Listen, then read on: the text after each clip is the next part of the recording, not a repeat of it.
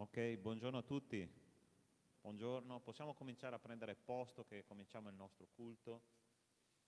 E tu che hai portato la parola di Dio, ti chiedo di alzarti in piedi intanto e di aprire, se tu hai portato, nel libro di Atti degli Apostoli, al Nuovo Testamento.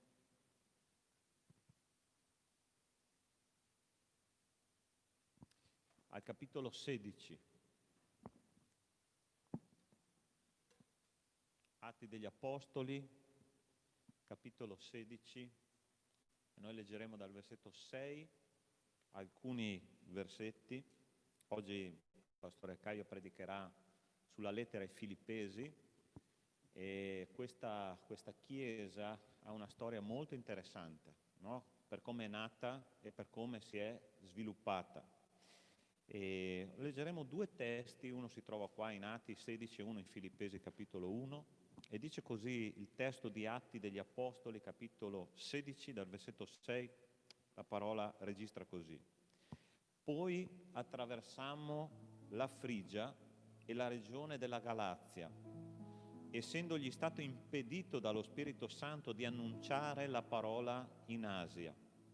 E giunti ai confini della Misia cercavano di andare in Bitinia, ma lo Spirito di Gesù non lo permise loro. E oltrepassata la Misia discesero a Troas e Paolo ebbe durante la notte una visione.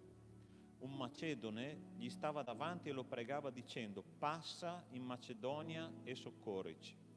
Appena ebbe avuta quella visione cercammo subito di partire per la Macedonia, convinti che Dio ci aveva chiamati là a annunciare loro il Vangelo. È una cosa molto interessante che stava succedendo qua. Paolo voleva andare in una regione molto popolosa e ovviamente nella testa di un apostolo come lui c'era la volontà di raggiungere una grande quantità di persone, di folle, no? Con la sua predicazione. Ma Dio dice qua in questo testo una cosa che pochissime volte noi vediamo registrato nella Bibbia. Lo Spirito Santo ha impedito a Paolo di andare nelle grandi città e gli ha detto: va là in Macedonia perché là io ho un'opera da fare. E io posso immaginare la figura di Paolo, no? Questo grande predicatore della parola di Dio, arriva là nella città di Filippi e là trova due cose interessanti. Primo, non c'è una sinagoga dove lui può predicare, infatti lui va a predicare lungo il fiume, no? Dove trova una donna di nome Lidia, che era una commerciante, una persona ricca, e lì comincia a parlare con lei, una persona. Subito dopo, attraverso una traversia, che cosa succede? Paolo viene portato in prigione. Ossia, Signore, io andavo in una città grande con tante persone a predicare la parola di Dio, no? E tu mi porti in una città, dove trovo una donna e poi mi cacciano in prigione, c'è qualcosa che non funziona, no? E quindi io immagino nella testa di questo grande predicatore che cosa stava succedendo. Ma voglio leggervi l'introduzione della lettera che lui scrive ai Filippesi 10 anni dopo, ok? Quindi due persone che si convertono, il carceriere e questa donna commerciante, due uomini, una donna e un uomo completamente diversi socialmente, e quindi la cosa era veramente improbabile. Guardate come apre la lettera ai Filippesi 10 anni dopo l'Apostolo Paolo. Dice: Paolo e Timoteo, servi di Cristo Gesù, a tutti i santi in Cristo Gesù che sono a Filippi, con i vescovi e i diaconi. 10 anni dopo la Chiesa aveva già una serie di pastori, aveva una serie di diaconi, la Chiesa era cresciuta attraverso due persone. Perché? Perché il Signore sa quello che fa. Ossia, la Chiesa di Filippi era diventata una Chiesa numerosa, era diventata una Chiesa santa, una Chiesa che dava un sacco di gioia all'Apostolo Paolo. Perché? Perché il Signore sapeva quello che faceva. Gli ha detto: non andare là, ma vai là a Filippi, che io ho un'opera da fare. Vedete com'è differente la visione di Dio rispetto alla visione umana. E sapete perché questa Chiesa è cresciuta? Perché Dio ha trovato là due veri servi. che hanno deciso di servire e la cosa è cresciuta. La predicazione del pastore Caio stamattina sarà proprio questa: imparare a essere veri servi nella Chiesa. Quando io decido di essere servo, la cosa cresce perché Dio sta davanti. Preghiamo che il Signore possa parlarci questa mattina e darci veramente direzione per le nostre vite. Signore nostro Dio, nostro Padre, ti ringraziamo e ti benediciamo perché, Signore, solo tu sai qual è la strada che noi dobbiamo fare. Questo grande uomo di Dio che è stato chiamato in una città piccola, 2 persone, sembrava una sconfitta, e invece, Signore, tu nella tua potenza hai preso questa chiesa, l'hai fatta crescere, l'hai moltiplicata, è diventata una chiesa fedele a te, perché là tu hai trovato dei veri servi. Signore, io ti chiedo nel nome di Gesù che le nostre chiese siano così, Signore, delle chiese dove il cuore di chi è, Signore, veramente credente, veramente cristiano, convertito, sigillato con lo Spirito Santo, possa avere questa visione di vero servo, ossia, Signore, essere disponibili a essere usati da te per la tua gloria. Grazie, Signore, perché so che tu troverai tanti qui stamattina con questo desiderio, nel nome di Cristo Gesù. Amen. Allora, noi non possiamo né abbracciarci né dare una stretta di mano, ma puoi salutare il tuo fratello o la tua sorella, se ti vuoi girare da destra, a sinistra, dietro, dare un saluto nel nome di Gesù.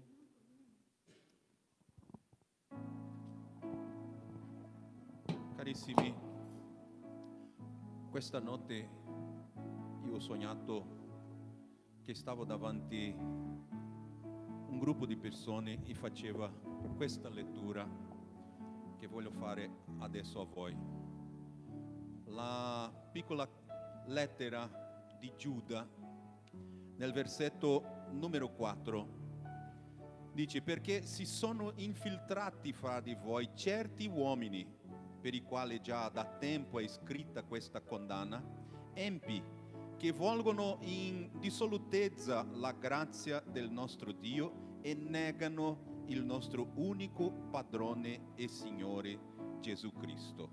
Però alla fine Giuda fa un invito a noi cristiani a rimanere fedeli, dicendo al 20 e 21: ma voi, carissimi, edificando voi stessi nella vostra santissima fede, pregando mediante lo Spirito Santo, conservatevi nell'amore di Dio, aspettando la misericordia del nostro Signore Gesù Cristo a vita eterna. Gloria al Signore.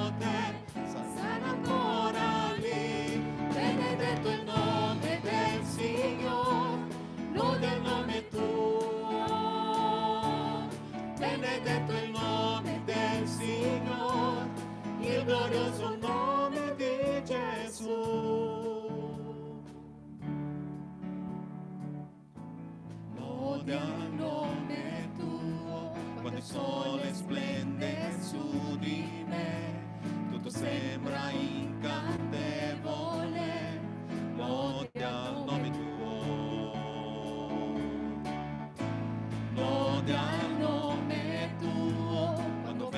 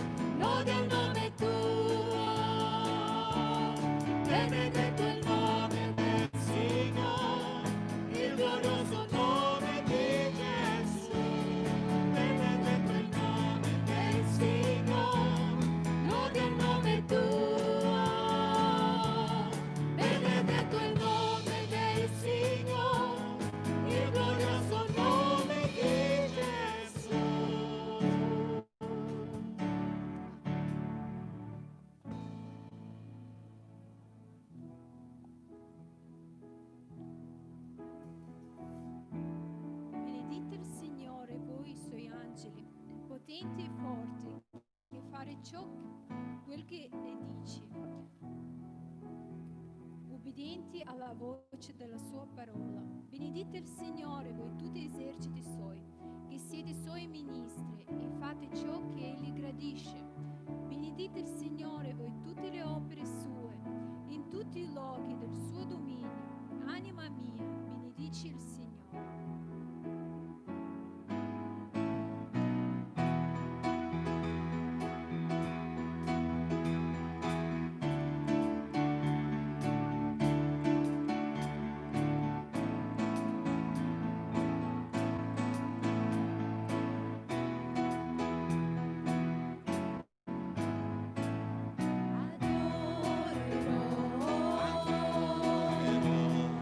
Con tutto il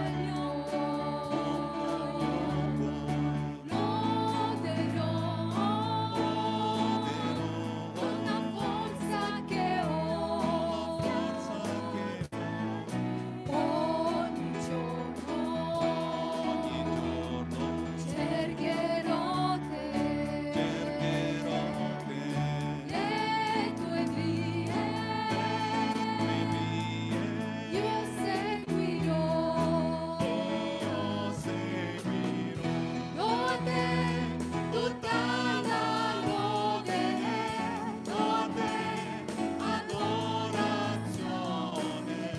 solo te voglio adorare, solo tu sei degno di lode.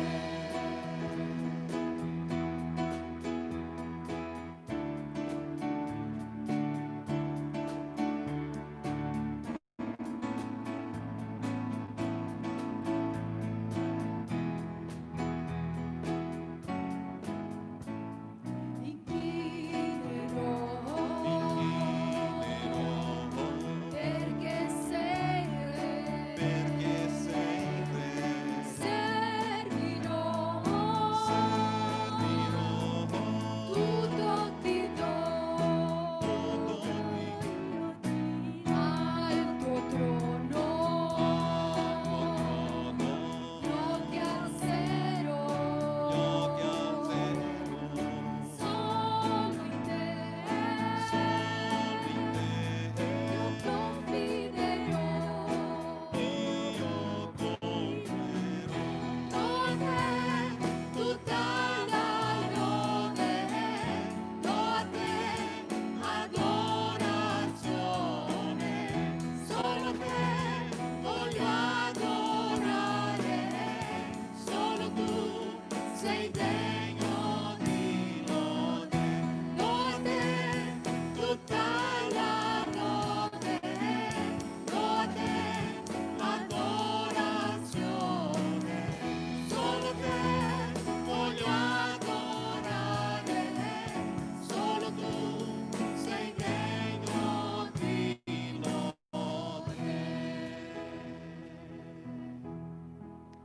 Isaia 42. Ecco il mio servo, io lo sosterrò, il mio eletto di cui mi compiaccio. Io ho messo il mio spirito su di lui. Egli manifesterà la giustizia alle nazioni. Egli non griderà, non alzerà la voce, non la farà udire per le strade, non frantumerà la canna rotta e non spegnerà il lucignolo fumante, manifesterà la giustizia secondo verità. Egli non verrà meno e non si abbatterà finché abbia stabilito la giustizia sulla terra. E le isole aspetteranno fiduciose la sua legge. Cantate al Signore un cantico nuovo. Cantate le sue lodi all'estremità della terra. O voi che scendete sul mare e anche gli esseri che esso contiene, le isole e i loro abitanti, diano gloria al Signore, proclamino le sue lodi. E oggi vogliamo adorare con questo spirito al Signore, con gratitudine. A volte è difficile cantare con la mascherina, però non è difficile ancora alzare le mani E per questo oggi vogliamo cantare questa canzone. Siamo qui e quelli che si sentono di adorare, di ringraziare a Dio, perché se siamo qui è per la sua bontà, perché nuova è la sua misericordia. Oggi è un giorno speciale, dopo tante domeniche senza ritrovarci, quindi ti invito a cantare questa lode, alzare le tue mani e adorare il Signore, perché Lui è qui e Lui abita in mezzo a un popolo che lo adora in spirito e in verità.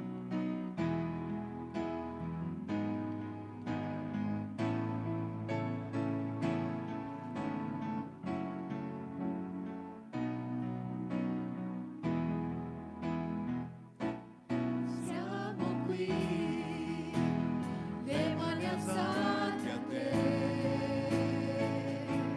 Siamo qui, ti ringraziamo per quel che fai. Ora che uniti ti adoriamo, tu sei qui, dimori nelle lodi. Siamo qui, le mani alzate a te. Siamo qui, ti ringraziamo per quel che fai. Ora che uniti ti adoriamo,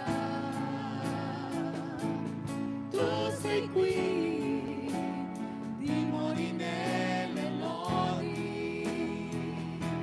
Per la parola tua, per la tua fedeltà, perché ci accogli nel tuo amore e sempre ci rialzi su. Tu non ci lasci mai da soli, cammini sempre accanto a noi. Noi siamo qui solo per te. Siamo qui, le mani alzate a te. Siamo qui, ti ringraziamo per quel che fai. Ora che uniti ti adoriamo, tu sei qui, dimori nelle lodi. Per ogni giorno che vivremo accanto a te,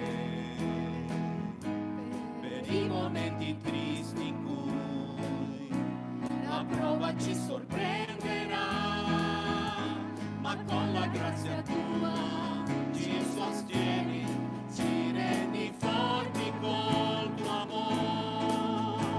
Per questo noi cantiamo a te. Siamo qui, le mani alzate a te. Siamo qui, ti ringraziamo per quel che fai. Ora che uniti ti adoriamo, tu sei qui, dimori nelle lodi. Tu sei qui, dimori nelle lodi. Amen.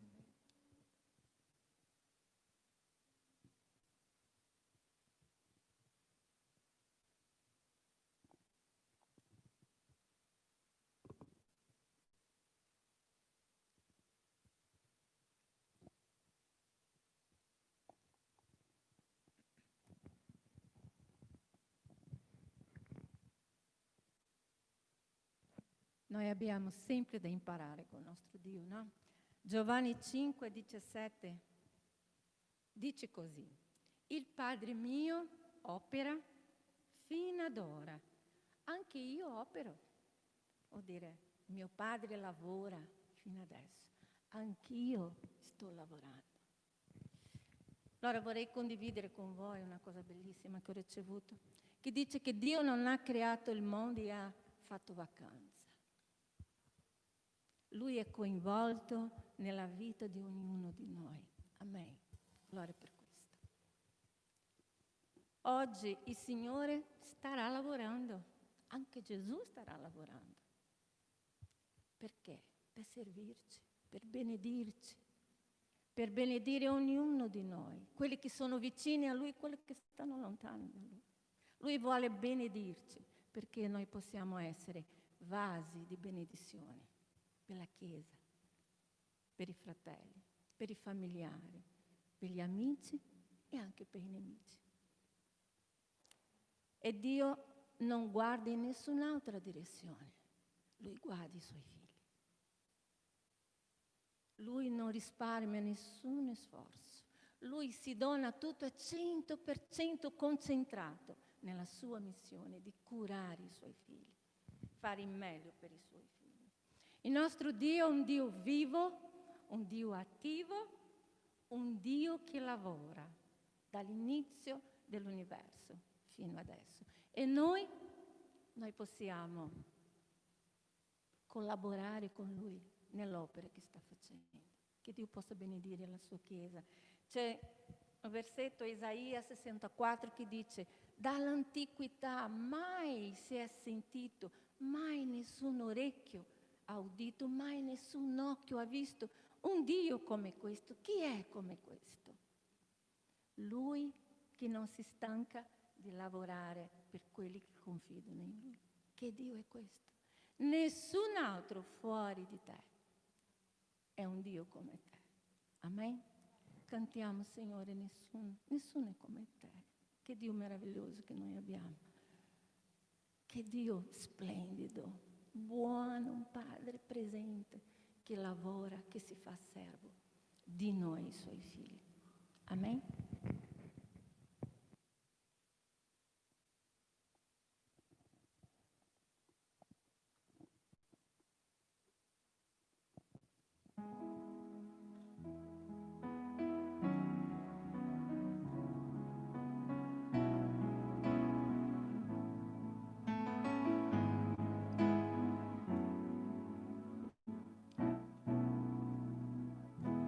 Nessuno è come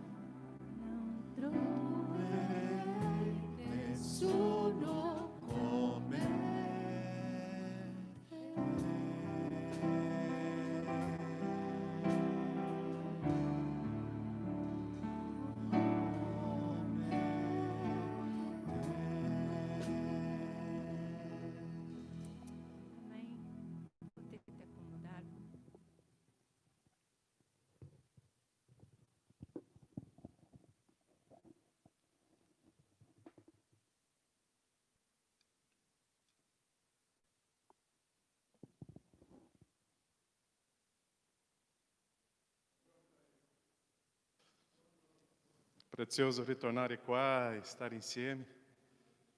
E quando passiamo per un momento difficile, sappiamo che c'è un Dio che prende cura di noi. Questo periodo io e Astrid abbiamo passato per una situazione molto delicata.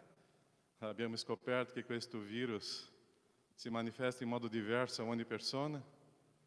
I sintomi di Astrid erano completamente diversi dai miei. E la sua situazione è stata molto più critica della mia. Quanto è prezioso scoprire quanto è importante dipendere da Dio, conoscere Dio e scoprire in Dio che è Lui che fa tutte le cose e dipendiamo solo di Lui e noi non siamo niente. E sempre sto condividendo con le persone. Un martedì, 2 o 3 martedì fa, era un momento che io stavo perdendo la mia moglie. Lei non riusciva a respirare, non riusciva a parlare, non riusciva a niente al mio fianco. E in quel momento tu percepisci o tu grida a Dio o non c'è una situazione di risposta. In quel momento difficile io grido a Dio e io sono impotente. E noi siamo impotenti. In quel grido a Dio viene una risposta e lei comincia a reagire. E quanto è prezioso vedere quando la nostra vita è nelle mani di Dio, noi possiamo stare molto più tranquilli. Ma un momento difficile non è semplice. E è su di Lui che dobbiamo fidarsi. Nessuno è come Dio, nessuno è come te. E le malattie, le situazioni difficili ci portano novamente a vedere la grandezza di Dio e ci porta a vedere quanti piccoli noi siamo. Noi non siamo niente. In quel momento si percepisce nuovamente quello che noi sappiamo. Ma tra sapere e vivere c'è una strada lunga. Noi sappiamo quanto grande è Dio, noi sappiamo quanto piccoli siamo, ma vivere questa esperienza è l'altra storia. Io ringrazio Dio. Io ringrazio tantissimo la Chiesa. Ringrazio le nostre comunità perché hanno pregato. Tanti messaggini che ho ricevuto, tanti messaggini, tante chiamate di telefono che io non ho risposto perché eu non avevo fiato, non potevo parlare. Ma tanti messaggini, tanti telefoni.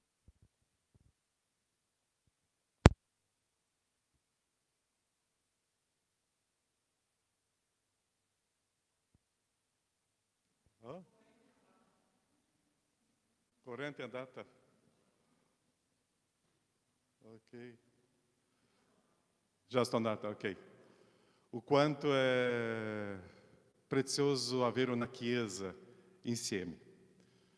Io sono grato a questa chiesa, a tante persone che hanno manifestato questa tenerezza, questo amore per noi. I vostri messaggi, le vostre telefonate, il vostro amore è stato abbondante. Io ringrazio di appartenere a un gruppo, a una chiesa, delle persone che hanno visto in noi la sofferenza e tutto questo è stato prezioso.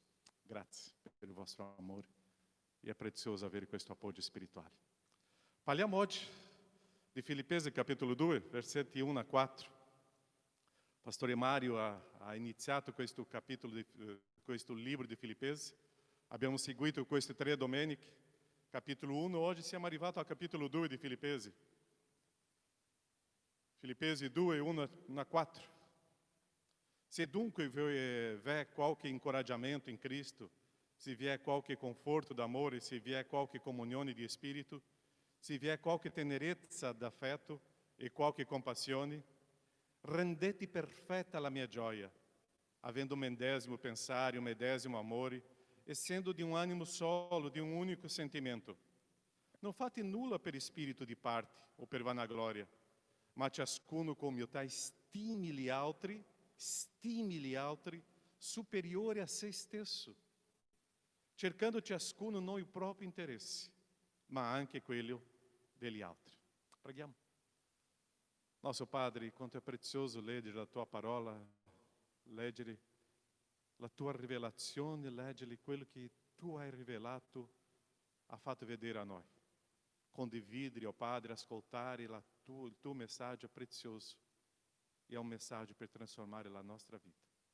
Grazie per questo culto, questo momento, per ogni persona qui, ogni persona a casa che stanno seguendo. E questo, Padre, che lo Spirito Santo guidaci. Che lo Spirito Santo, Padre, possa toccare nei nostri cuori. E la mia preghiera è che ogni cuore, ogni mente di ogni persona possa essere aperta a te per sentire, ascoltare e vivere il tuo messaggio. Nel nome di Gesù. Amen, Signore. Questa lettera è sicuramente una delle lettere più belle che io trovo nella Bibbia. E è scritta in una chiesa che Paolo aveva anche una grande tenerezza. Pastore Sandro ha parlato un po' all'inizio di questa comunità. E è interessante la tenerezza di Paolo per questa chiesa perché lui stava anche passando por um momento molto difficile. Noi non possiamo mai dimenticare che le cose più profonde e più belle sono le cose che provengono dopo un momento di sofferenza, un momento di dolore. E dove era Paolo in quel momento quando scrisse questa lettera? In una prigione. E non era una prigione con una TV, com Wi-Fi, non era questo. Era una prigione bruttissima. Ma Paolo esprime lá um sentimento d'amore verso questa chiesa in modo molto speciale. Perciò che Paolo già aveva questa chiesa nel suo cuore e adesso dimostra questo per fare vedere a questa chiesa il suo amore verso loro, ma Paolo voleva anche toccare in certi punti di quella chiesa che doveva crescere. Questa lettera era una lettera di una sofferenza dei sentimenti, ma era una lettera per guidare una chiesa a dei rapporti umani molto preziosi. In questo capitolo 2, quando noi cominciamo a vedere la bellezza, la ricchezza della parola di Dio, che confonde la nostra mente. Perché la bellezza della parola di Dio è un contrasto con il nostro modo di pensare. La ricchezza della parola di Dio viene contro il nostro modo di essere. Perché Paolo vuole spiegare a quella chiesa che la chiesa stava camminando in un modo, ma doveva camminare al modo come Cristo insegna.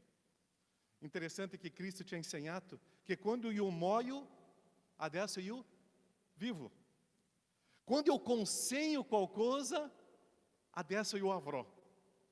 Quando eu amo e perdono, eu sono libero.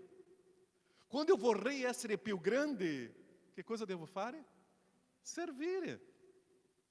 Gli ultimi saranno i primi. Desiderare essere o primo, eu devo essere il servo di tutti. Quando eu sono um servo, eu sono il più grande. Quando existe la disciplina, é perché io sono libero. Quando existe la reza, existe la conquista. Ou seja, o princípio cristiano é completamente diverso do princípio que nós sempre siamo stati abituati no nostro mundo. Perciò che Gesù usava con i suoi discepoli, i suoi apostoli, quella frase: ma non è così tra di voi.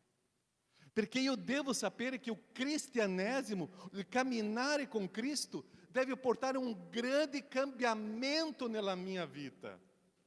Io pensavo, adesso in Cristo, io mi sottometto a quella guida di Cristo. Perciò che la Chiesa è diversa. La Chiesa è stupenda. Nós dobbiamo imparare che i valori del cristianesimo sono quelli che noi dobbiamo vivere dove esiste la Chiesa di Dio. O quanto dobbiamo imparare dell'importanza di avere questo modo di pensare di Cristo, ragionare come Cristo, vivere come Cristo e cominciare a vivere questo senso di Chiesa non solo qua dentro, ma soprattutto fuori. O pensare come Cristo mi fa vedere le cose non come penso io, ma come Cristo desidera la sua Chiesa. Quante volte nós stiamo camminando e pensiamo in un modo e vediamo che nella parola di Dio dice in un modo completamente diverso. Come è triste quando la persona dice: ma io penso così. Nel mondo cristiano questa frase deve essere messa da parte. Non è io penso così. È Cristo che mi guida a pensare come Lui. È Cristo che mi guida a pensare e a vivere come Lui ci ha insegnato. È un modo completamente diverso. o valore di considerare gli altri superiori a me stesso, o valore di considerare io servo degli altri. É questo che Cristo te ensina. E é interessante que dentro de uma comunità, e soprattutto le nostre comunità, c'è una ricchezza perché noi proveniamo di diverse realtà e siamo inseriti nella stessa comunità e siamo completamente diversi perché è stata una scelta divina a inserire questa persona al mio fianco in modo che io possa manifestare il valore di Cristo a questa persona che io devo considerare superiore a me. E é quello che Paulo stava insegnando a quella chiesa. Perciò eu non posso dimenticare questo valore che essere un cristiano, manifestare il principio di Cristo, la bellezza di Cristo, è camminare in un concetto completamente nuovo alla mia mente. Se non c'è un rinnovamento mentale, eu non riesco a sopravvivere dentro della chiesa di Dio. Se não c'è un rinnovamento mentale, eu não riesco a camminare come Cristo mi stava insegnando. Perciò quando Paulo stava parlando com questa chiesa che eu devo considerare gli altri superiore a me, che eu devo essere servo, lui ha inserito dei presupposti importanti qua che noi dobbiamo camminare questa mattina. Perciò o grande obiettivo di Paulo in questo tratto è insegnare alla chiesa che ci sono dei principi importanti che noi dobbiamo imparare a camminare. E Paulo stava spiegando questo alla chiesa.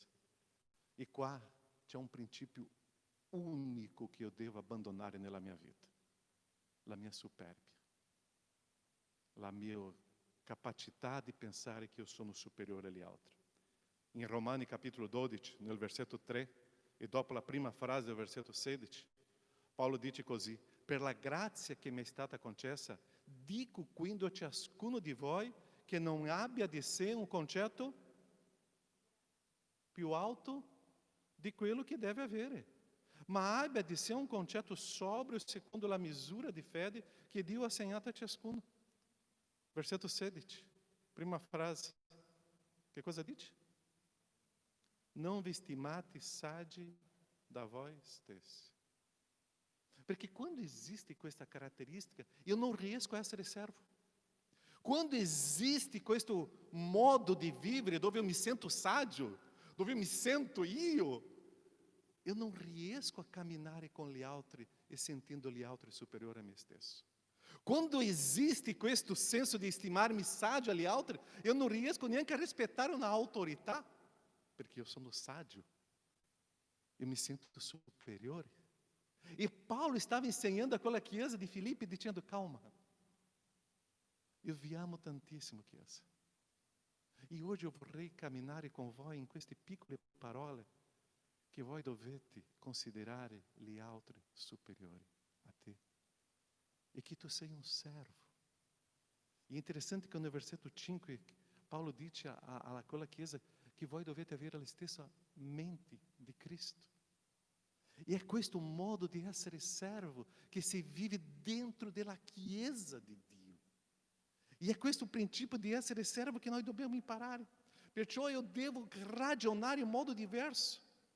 Io sono parte di una comunità spirituale con la trasformazione soprannaturale di Dio nella vita di ciascuno di noi. Noi non siamo una organizzazione umana dove esiste un ragionamento umano che è molto più forte che i miracoli, che il soprannaturale, che le azioni spirituali di Dio. Perciò qua il presupposto che Paolo ti dà è questo: incoraggiamento in Cristo, conforto d'amore, comunione di spirito, tenerezza d'affetto e compassione, medesimo pensare e amore, un animo solo, un unico sentimento, niente divisioni, niente di partiti, non avere spirito da parte. Sono tutti presupposti nel versetto 1, 2 e 3. E dopo Paolo dice: considerare gli altri superiori a te. Considerate gli altri superiori a te. E adesso tu cominci a imparare il senso di essere servo.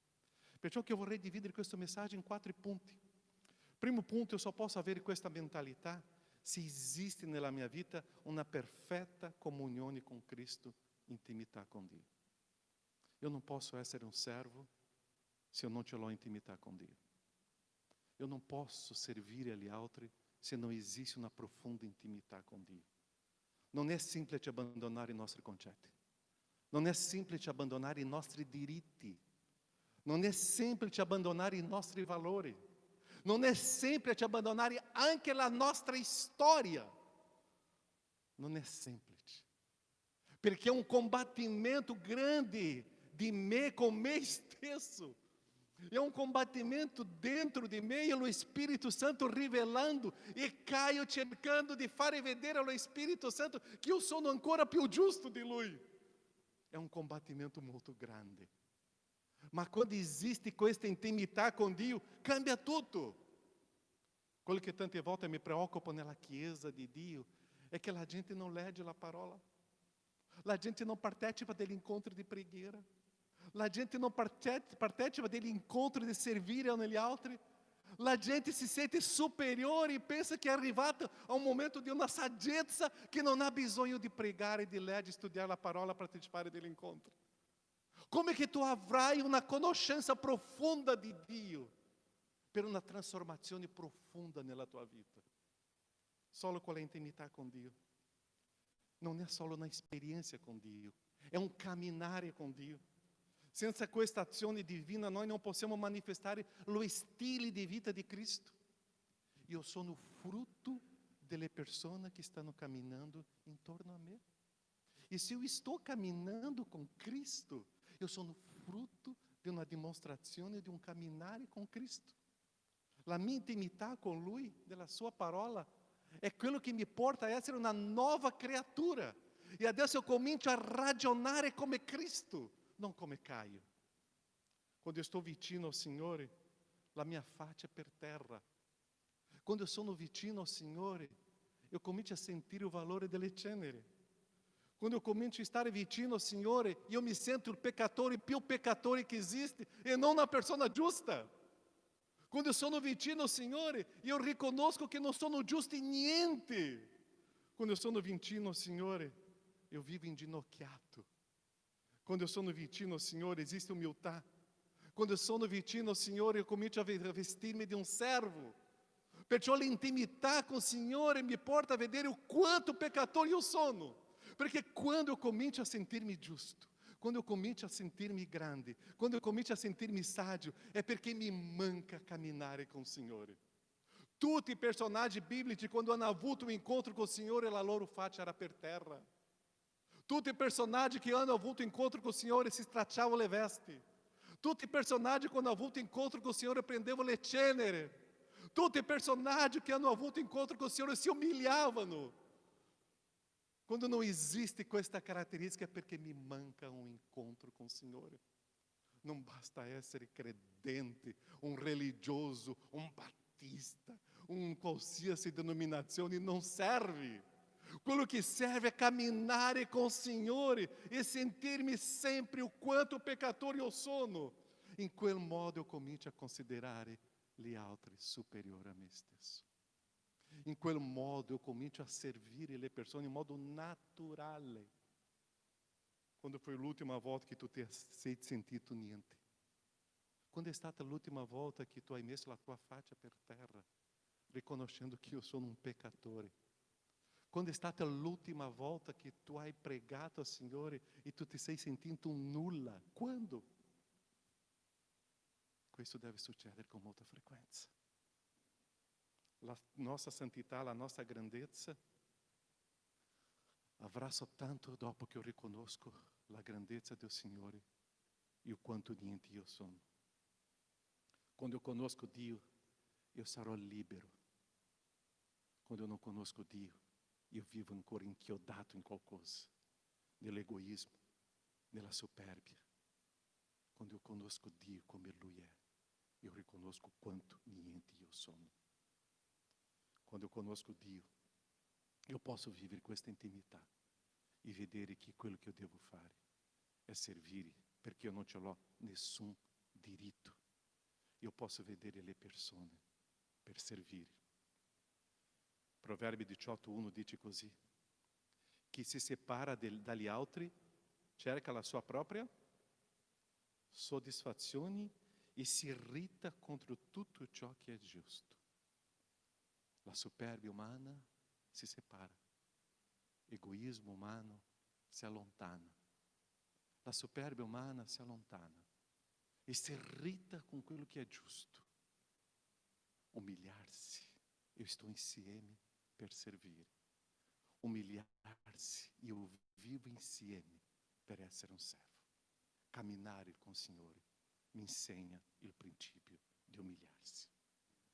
Secondo ponto importante in questa camminata di essere un servo è vedere Cristo come camminava, è avere empatia con gli altri, empatia verso gli altri. Che cosa è questa empatia? È stare nei suoi panni, è capire la sua vita, entrare nella sua vita. Empatia mi fa vedere gli altri per un servizio. Empatia mi fa vedere gli altri come una opportunità. Se non c'è l'empatia di Cristo, io vedo gli altri per un giudizio, per criticare, per vedere gli sbagli. Ma quando c'è l'empatia di Cristo, io vedo gli altri come una opportunità di ministero. Quando il mio sguardo è critico, io non conosco l'empatia di Gesù. Quello che Gesù mi ha insegnato. Vedere la persona con una possibilità di ministrare in quella persona, di guidare quella persona, è prezioso. Avere l'empatia di Cristo. Io só posso essere un servo se ho assorbito quello che Cristo ha insegnato di vedere gli altri con compassione, misericordia, con grazia. Tu vedi Gesù criticando gli altri? Io vedo Cristo Gesù prendendo i religiosi che sapevano fare e non fanno e dire che loro, guai a loro. Ma io vedo Gesù che prendeva le persone nel peccato e vedeva con gli sguardi di compassione, misericordia e di grazia e trasformava per vivere una vita libera. E è questo stile di vita che io devo imparare. Eu só posso vivere Filipenses capítulo 2, di essere servo e considerare gli altri superiori a me stesso, se io ce l'ho nella mia vita l'empatia di Cristo. Perciò vedere la persona con il cuore della persona e non vedere la persona con i miei occhi. Penetrare nel cuore di una persona è la grande sfida che noi troviamo.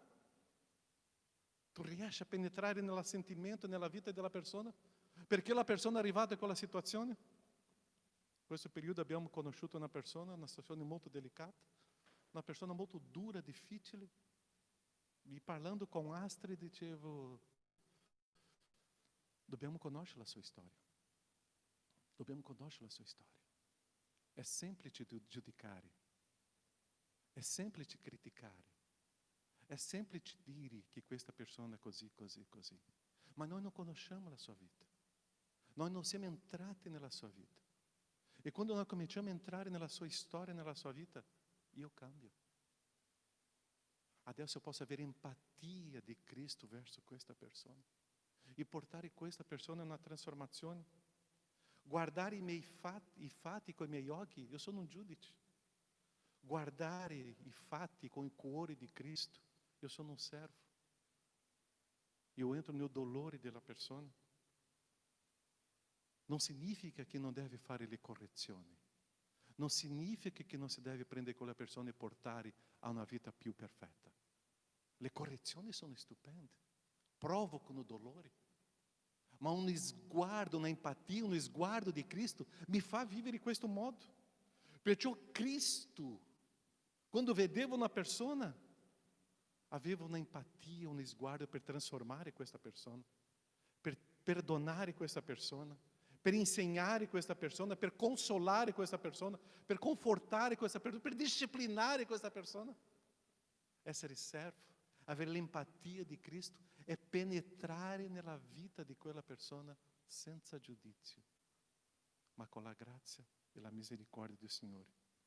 Questa empatia, essere chiesa è vivere l'empatia di Cristo con quelli che sono intorno a noi. È così che è essere chiesa. Perciò quando la persona arriva in chiesa malata, l'empatia cerca di portare a una guarigione. Quando una persona arriva in comunità con tutti i suoi dolori e sofferenza, l'empatia di Cristo cerca di portare a una guarigione, a una trasformazione. E è questo il principio. Tante volte noi cerchiamo di fare vedere alla persona e stiamo perdendo di vedere la persona come è. Qualche tempo fa ho ricevuto un video molto interessante, un psicologo italiano, un sociologo italiano, scusate, sociologo italiano, e lui ha detto perché tante risorse in Africa non hanno avuto risposta. Perché abbiamo inviato tanti soldi in Africa senza risposta. E lui ha fatto un video di più o meno 30-40 minuti e questo sociologo italiano ha detto, loro mai hanno chiesto. Noi siamo andati là per dare qualcosa a loro se loro non hanno chiesto e non volevano. E tante volte noi vogliamo inserire a una persona qualcosa che la persona non ha bisogno. L'empatia è entrare nella vita della persona, percepire quello che la persona vuole e ha bisogno. Non sono io a insegnare, sono io a scoprire la storia di quella persona e adesso eu devo agire per trasformare quella persona. Tante volte le nostre assistenze sociali non funzionano perché noi pensiamo che senza conoscere la vita di quella persona. La Chiesa è lo Spirito Santo che ci guida a avere questa empatia e penetrare nel cuore di una persona e adesso sì scoprire in quale modo eu posso essere un servo. La Chiesa conosce il cuore. La Chiesa serve nel bisogno del cuore dell'altra persona. La Chiesa serve e considera l'altro superiore. È questo stile che dobbiamo imparare a essere come servo. Terzo punto, está em Filipenses 2:2. Filipenses 2:2. Rendete perfetta la mia gioia. Havendo e qua è interessante, un medesimo pensare, un medesimo amore, essendo di un animo solo e un unico sentimento. Se vogliamo essere servo, considerare gli altri superiori a se stesso, è unità. È unità dentro di un popolo che è diverso.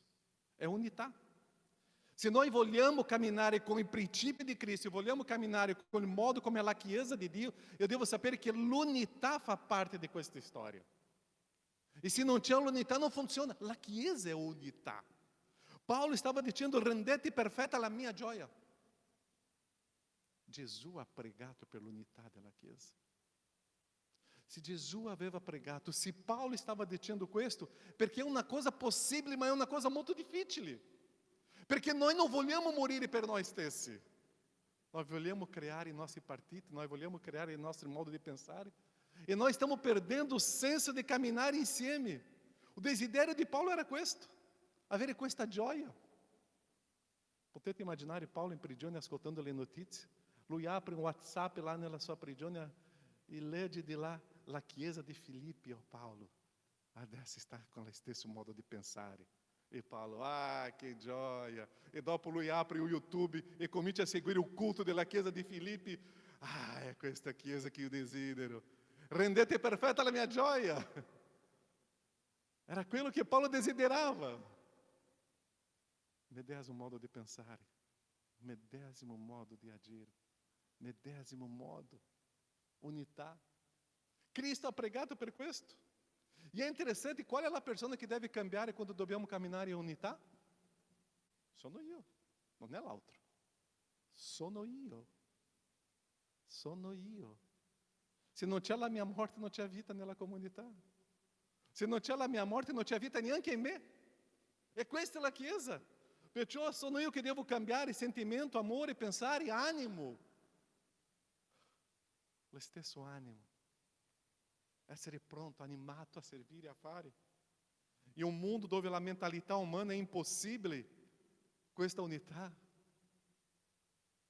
ma in un mondo dove la Chiesa può dimostrare questa unità. È la Chiesa di Dio che diventa quello che è impossibile fora, possibile dentro. Perciò che la Chiesa è spirituale, è un mondo spirituale, è un mondo nuovo. È una guida unica, è lo Spirito Santo che ci unisce. Noi siamo consacrati a una unità. È lo Spirito Santo. La nostra mentalità deve entrare in questo miracolo, in questo soprannaturale, in questa azione spirituale di Dio. Questa utopia utopia umana si diventa realtà nella Chiesa di Dio, non esiste l'altro luogo. È qua che possiamo camminare insieme. Solo Dio può fare questo. Perciò l'unità è la presenza dell'autorità divina su di noi. Non è il mio modo di pensare. È Cristo in me. È lo Spirito Santo che guida la mia vita. Io che sono sotto la guida dello Spirito Santo. Se Gesù aveva pregato per questo, potete immaginare o quanto sarebbe difficile, ma o quanto è possibile. Come tu vivi questo principio? Tu ti sottometti? Já sei morto? Stai scoprendo la realtà di questo? Che valore unico. Gli apostoli hanno sofferto, hanno passato per queste crisi, ma è interessante, ogni momento che c'era una crisi tra di loro, dopo troviamo una risposta. Dove c'era un problema tra di loro, dopo c'era una risposta. E c'era una guarigione, c'era una cura, un'azione divina. E è di qua che c'è l'unità. Perché il principio biblico è questo. La base è questo. Non esiste l'altro principio che non è l'unità con gli altri. È in questo modo che possiamo imparare a essere servo. È in questo modo che io posso considerare gli altri superiori a me stesso. Perché sto vivendo l'unità e sono guidato dallo Spirito Santo di Dio. Io sono sottomesso a una guida divina che si rivela nella sua parola. È questa unità. Adesso io posso considerare gli altri superiori. Quarto e ultimo principio. La Chiesa non è un partito, la Chiesa non è una organizzazione umana, la Chiesa non vive di spirito di partiti. Perciò che Paolo stava dicendo non avere questo in mezzo a voi.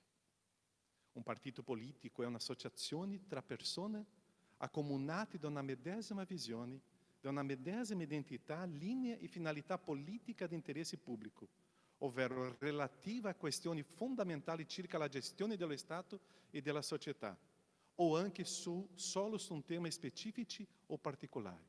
Questa è una definizione di un partito politico. La Chiesa non c'entra niente con questo. E tante volte noi desideriamo portare questi valori umani dentro della Chiesa, che non c'entra niente.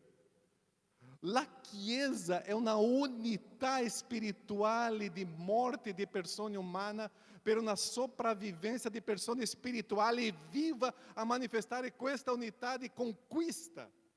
E questa è la Chiesa. Questo succede soltanto nella Chiesa. La Chiesa è un mondo spirituale.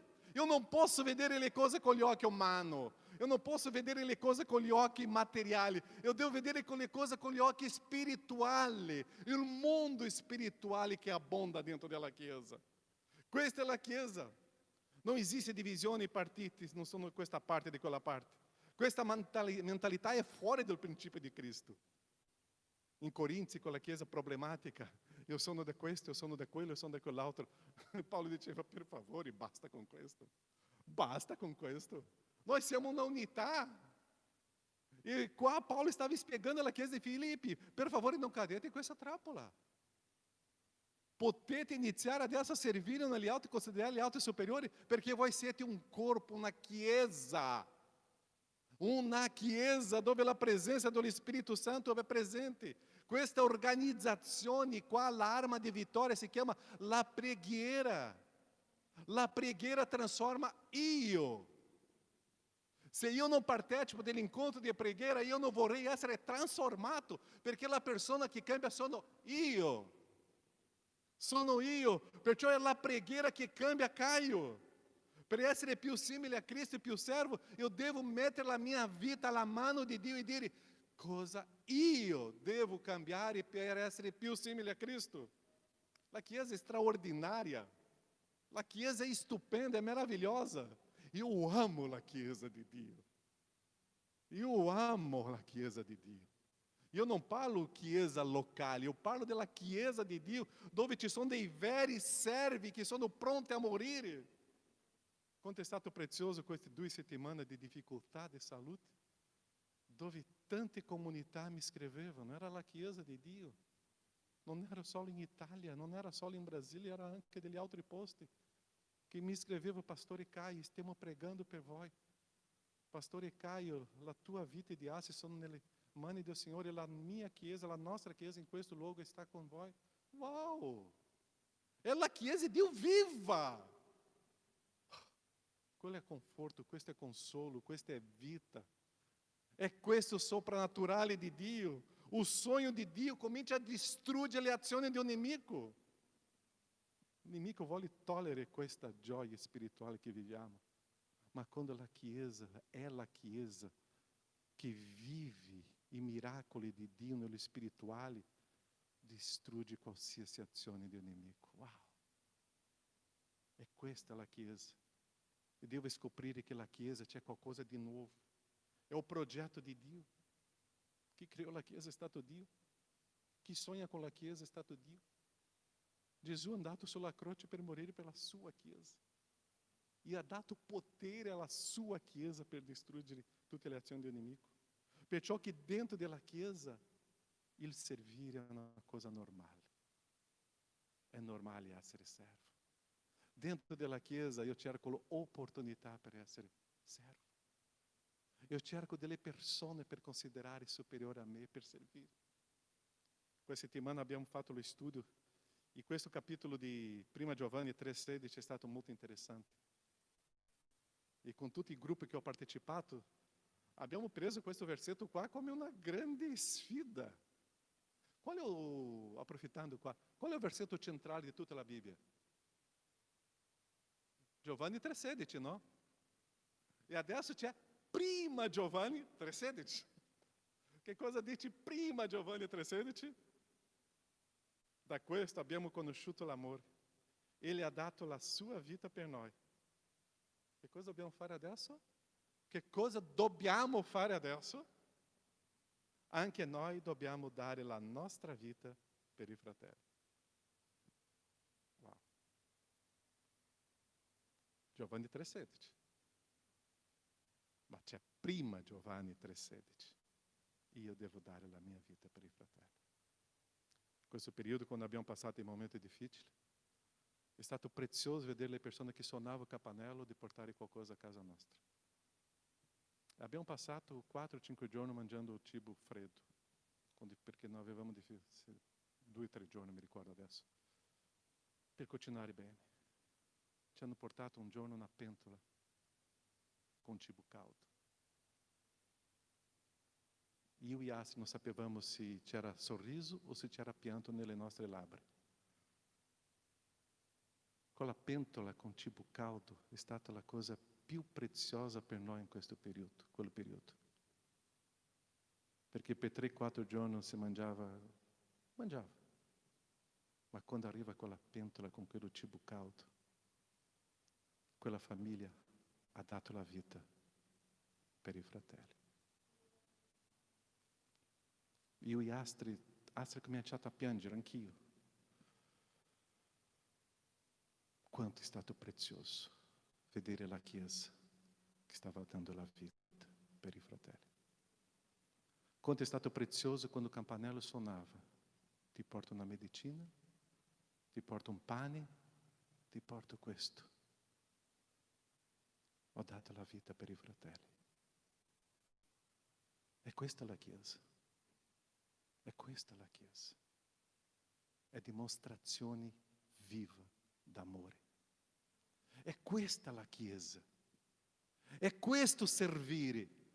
È manifestazione visibile dell'amore. È questa la Chiesa.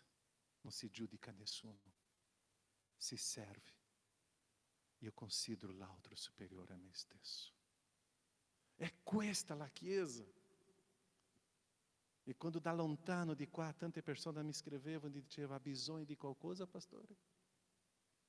È questa la Chiesa. Perciò che Paolo scrisse questo, che la sua gioia sarebbe perfetta.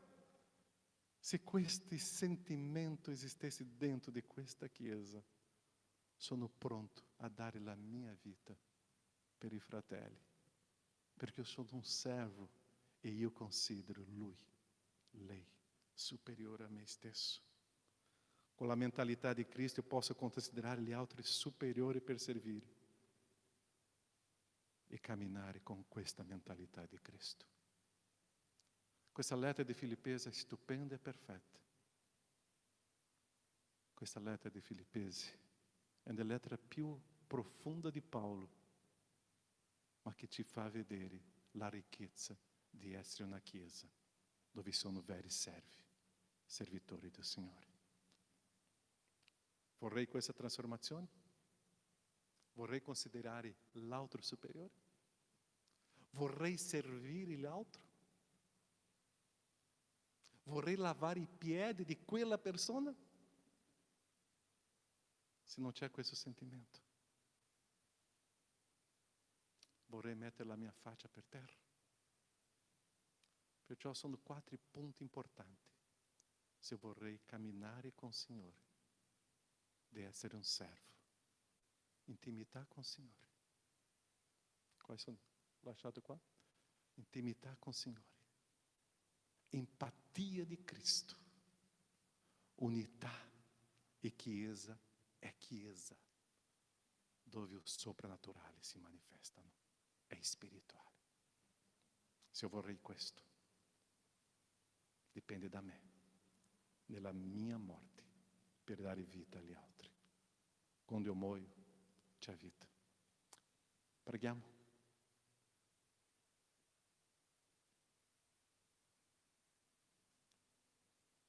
Chiudi i tuoi occhi. Sei a casa. Nosso Padre prezioso. Prezioso Padre che ogni giorno devo morire a me stesso. Prezioso Padre perché un messaggio tuo è vita. Prezioso Padre che quella comunità stupenda di Filippi aveva bisogno anche di crescere in questa area di essere servi. Considerare gli altri superiori. Servire gli altri. Che sfida stupenda. Ma è questo che è la vita. E questa è la Chiesa. Io ti ringrazio, Padre, perché questa comunità è la tua Chiesa. Non è un club. Non è un'organizzazione umana. È la tua Chiesa. Viva. È la tua Chiesa che conquista. Ti ringrazio, Padre, la preziosità di vedere il tuo popolo, la tua gente al servizio. Grazie. Benedici, oh Padre, la tua gente, il tuo popolo. Benedici la tua Chiesa. E che questa Chiesa, Padre, la tua gente, possa essere sempre riempita, Padre, del tuo Santo Spirito per vivere il tuo modo, non un modo umano nostro. Camminare, oh Padre, con le caratteristiche di Cristo. E così sia. Nel nome di Gesù, Padre. Amém, Senhor. Amém? Amém, carissimi. Momento speciale per noi adesso. Momento che noi dobbiamo fare un momento di offerta, di consacrazione delle decime. Wow, se tu sei a casa, bonifico bancario. Le spese continuano, gli affitti continuiamo, gli stipendi continuano, la luce e le bollette continuano. Carissimi, la fedeltà è importante. Sei a casa, la nostra fedeltà deve essere mantenuta. È con Dio, è con Dio. Non è mio concetto, è Cristo. Dove io contribuisco, è di là che io avrò. E è un momento di consacrazione. Facciamo questo con gioia, con allegria e serviamo il Signore in questo momento. Quale cantico? Ti ringrazio, caro Padre. Cantiamo? Possiamo stare in piedi e facciamo questo momento di consacrazione e offerta.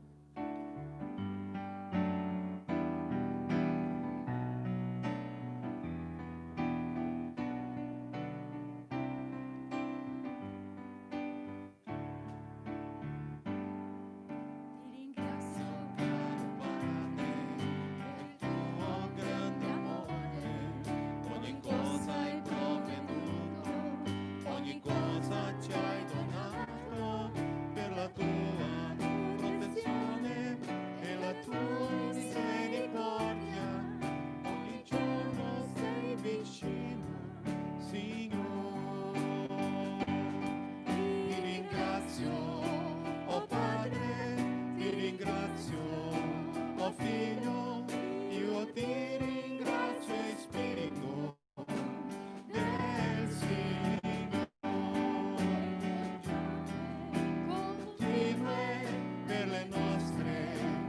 stabile, io ti ringrazio Spirito del Signore, i fratelli che mi dai e la Chiesa presente, io ti ringrazio Spirito del Signore, io ti ringrazio Spirito del Signore.